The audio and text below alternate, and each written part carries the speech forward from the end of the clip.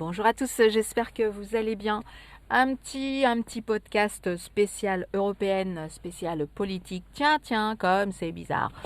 Et oui, ça approche à grands pas ce vote, je vous le rappelle, le 9 juin, donc dans 15 jours à peu près. Et puis justement, ce qui est intéressant, c'est qu'il y a plein de débats actuellement. Il y en a eu un hier soir, il y en a un autre ce soir.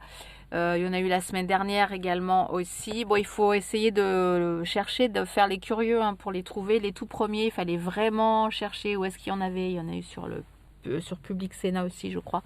Enfin bon, bref.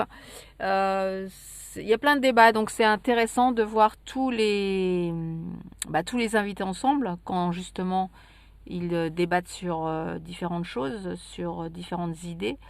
Et en l'occurrence sur l'Europe, mais évidemment aussi sur la France, puis c'est quand même la France qui est concernée.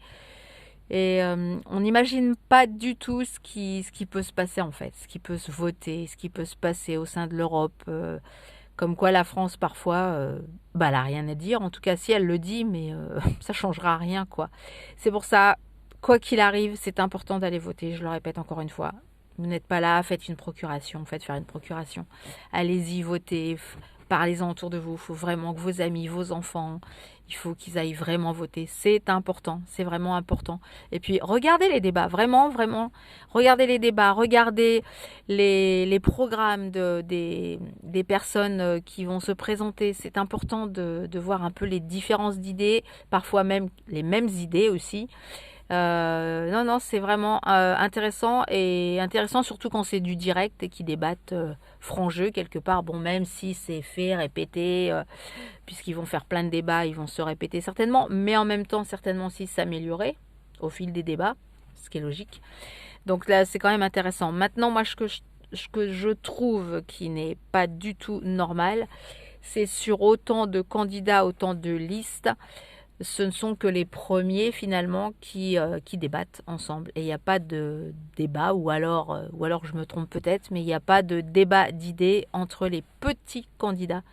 Ce qui est dommage, quand on se dit dans une démocratie, ce serait aussi intéressant, peut-être pas le même jour, ou au moins de mélanger des gens, c'est vrai, qu'on ne connaît même pas, même s'ils vont faire 0,2%, je ne sais pas.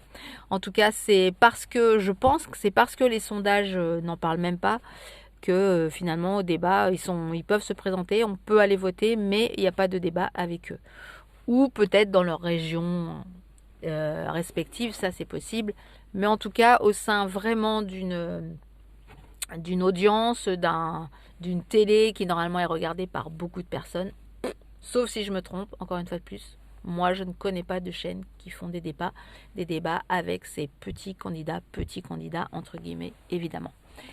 Donc voilà, sur ce, je vous invite vraiment à aller décortiquer les débats, ne pas les décortiquer, mais déjà au moins les écouter, parce que même si ça peut paraître rébarbatif, non, c'est quand même très intéressant, parce qu'il y a quand même des échanges, il y a des échanges d'idées, il y a des engueulades aussi, pas toujours forcément du respect, enfin, quoique si j'exagère, il y a quand même malgré tout assez de respect entre les candidats.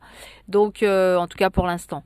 Mais c'est intéressant vraiment de voir les égos aussi, les égos de chaque candidat, voir comment ils réagissent par rapport à telle ou telle question, comment ils réagissent quand c'est telle personne qui les interpelle.